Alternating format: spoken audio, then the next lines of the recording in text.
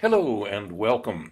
This is Captain Aquarius coming to you doing business again as Dan First on March the 22nd of 2017, just after the spring equinox, and I'm in Dublin, Ireland for the first astrology readings and book signings that I will do for my new book, Maps of Power, here in Ireland. The talk that I will do in Dublin is on March the 24th at the Holistic Center of Ireland, and then this is going to be followed by astrology readings here, then another event on March the 29th at the Key Co-op Vegetarian Restaurant in Cork, followed by astrology readings in Cork at Dervish Holistics, and then also including next week on Friday, March the 31st, the next in the series of astrocartography webinars. This one, the webinar on your erogenous zones, that is the astrocartography of love relationships. So for more about these things, you can check danfirst.com and look at the events page, which is the one at the lower right on the home page. And also for more about the webinar series and how you can join this, then you can go to mapsofpowerbook.com and find all the information there. The webinar on Friday the 31st is going to be starting at 7 p.m. Ireland time, and therefore it's going to be sometime in the early afternoon in the Americas. It's going to be after 7 p.m. In areas to the east in Central and Eastern Europe, and so on. So this tells you, therefore, a little bit about what the events are that are unfolding on the next phase of my tour here in Ireland before I head to Paris, France on April the 4th. Paris is the focus of the chart that you see here. It is cast for 4:56 a.m. on March the 28th, 2017, and therefore it is going to be in effect for the previous day, for the late hours of March the 27th. The chart, as you can see it here, is cast for the European hub traditional design that I prefer to use when the planets are so clustered in one area of the chart that they tend to obscure and to throw off the easily perceived geometric features of the chart. So doing the chart this way, in such a way that the actual configuration of the houses is clearly shown, and you can see them here, the enormous first and seventh houses and the nearly as enormous second and eighth houses, dominating the chart in the sense at least that they occupy the most space, but also in the sense that there are so many planets in the second house toward the bottom of the chart. This gives us the advantage then of being able to see the angular relationships of the chart more clearly than we would be able to see them otherwise. Why Paris, France? Well, clearly because it is again the focus of the usual false flag events, the usual insanity, the usual lies, as the powers that be on this planet continue their efforts to keep people in continuous fear and do whatever they can, you see, to provoke the appearance of mentally unstable people and to concoct false flag stories and events, as always, blaming the most recent Paris events on the Islamic State organization, sometimes outrageously called by the name of the Egyptian mother goddess Isis herself, when in fact this organization was all along a CIA creation, and the United States therefore is in the bizarre position of simultaneously creating, supporting, and arming an organization which its soldiers are in the process of fighting.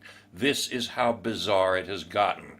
in 2017, and it was this bizarre before, except that the lies that are being told now are even more outrageous than they were before. And we can see it reflected here in the chart. We're going to look at it now, and I'll direct your attention first to the configuration that we've seen in charts before, as we've looked at the sequences of charts for the black moon and the full moon, really since March of last year. It now is a year since Captain Aquarius began making these lunation videos in March of 2016. The features are predictable by now because they involve the relationships of relatively slow-moving planets, which remain in their same zodiac sign positions from month to month, though of course not necessarily in the same houses of the zodiac wheel. The key players, as you may well remember by now, are Jupiter, looking like the number 4, up there in the 8th house of the chart toward the top center.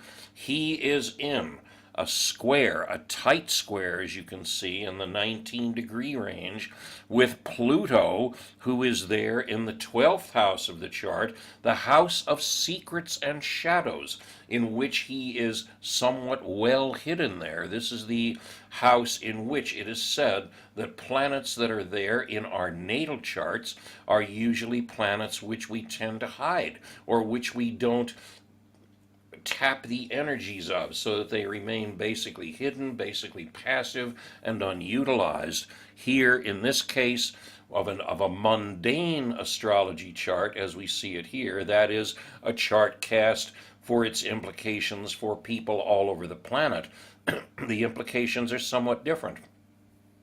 That Pluto, the planet of our personal power, and also the planet of death and regeneration, is in the 12th house there, in an adversarial, stressful relationship with the planet Jupiter, and also down near the bottom center of the chart with two planets that you see in conjunction there. Uranus, who looks like the letter H, and Mercury, the rapidly moving planet of thought itself and speech, who is there in conjunction with Uranus. It means, among other things, that as hidden there in the 12th house, the incredible chicanery and craziness about the events that are being engineered now and the propaganda explanations of them are simultaneously somehow reinforcing the powers that be, while presuming somehow to pretend to be attacking them, or at least wanting to reform them.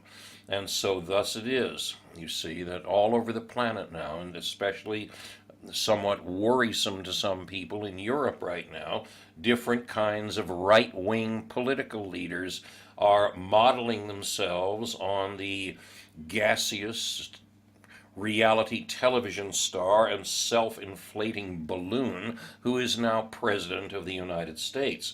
And so, interestingly enough, the astrocartography maps of Donald Trump are in fact the first ones that I show in the presentation that I do in relation to my book, Maps of Power, the astrocartography of the great, the beautiful, and the terrible. Even though Trump is not in the book, his maps are extremely revealing in terms especially of his adversarial relationships as reflected by his Mars lines in both Washington, D.C. and the area of China and North Korea.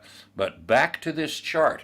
The implication then, as before, of the T-cross that we see among Jupiter at the top center of the chart, Pluto over at the left in the 12th house, and Uranus and Mercury down at the bottom, is similar to what we saw before, that there are tremendous changes that are occurring now, most of them being kept well out of the way, while those who are engineering them are in the process of manufacturing the spin that will be most favorable to them. That's the implication, as you see it here, of Mercury and Uranus in conjunction with each other there at the bottom center of the chart. Clearly, This is a money-centered chart because so many of the planets are here, 6 of them altogether, in the second house of money and other tangible resources. And Mars is there in the third house of communications, meaning very clearly there's going to be aggressive communication going on for the purpose of continuing to fool people into believing that things are better than they really are. We are in the process of beginning to understand better than we have before that it is not possible anymore for us to keep relying on leaders, to keep looking at who should be president as though replacing the head of an utterly cancer-ridden body is somehow going to improve the health of the whole. It is necessary for more of the cells in the body to be engaged. It is necessary that we begin to recognize the transition from the hierarchic age of Pisces, in which we have relationships among leaders and followers, to the synarchic relationships of the age of Aquarius, in which people are connected in highly communicative, highly flexible, and improvisatory relationships of equal power. And so, therefore, we are in the transition now, as we have been before. At this point, however, it accelerates. Those who want to know when it's going to get better had best plan a vacation or perhaps put themselves to sleep for the next few months, because it is not going to get significantly better until the middle of the year. At least this will be the time when Jupiter has moved backwards, retrograde, far enough in the sign of Libra that the relationships to the other planets in this T-cross we've been looking at no longer apply. But then later in the year, when Jupiter is moving direct again and he is crossing that position in Libra where he is opposite to Uranus and he is in square to Pluto, the same conditions will apply, as will other conditions that are continuous throughout the year. The way that the planet Chiron, the letter K, that you see there in the second house at 25 degrees of Pisces, is in a 90-degree square with the planet Saturn there in the 11th house of community relationships, of friendship, of social activism, and also the house, as Carolyn Mace points out in Sacred Contracts, the house of our highest possibilities. When these two are in this kind of relationship, in which they are acting as levers in relation to one another in order to pry up and away things that are no longer viable, so that things that are stuck in our lives can be moved, then we know this is a time to confront what these two planets represent. Chiron is not the friendly family doctor making the house call. When he is in relation to Saturn in this way, then what we know is that this is a time in which we are going to have to look within in order to find out what it is going on within ourselves that is causing the limitation, the pain, the difficulty that we are experiencing. If we are able to do this, we have a chance of transforming it. If we are not able to do this, we have not got a prayer. And so that's the point here, that we are at a moment of opportunity now in which we have the ability to see clearly how it is that everyone is engaged in some way in causing this situation, and everyone is engaged, therefore, in the opportunity to relieve it. It doesn't matter if we are not banksters ourselves, if we are not cynical government officials, if we are not corporate executives, if we are not other people who are principal malefactors. What matters is whether we are engaged in the energy of endless attacking and blame. The Ramayana says only 3 things in life are real: God, stupidity, and laughter. The first two pass our comprehension. We must do what we can with the third. Let us find some ways to laugh. We shall need them.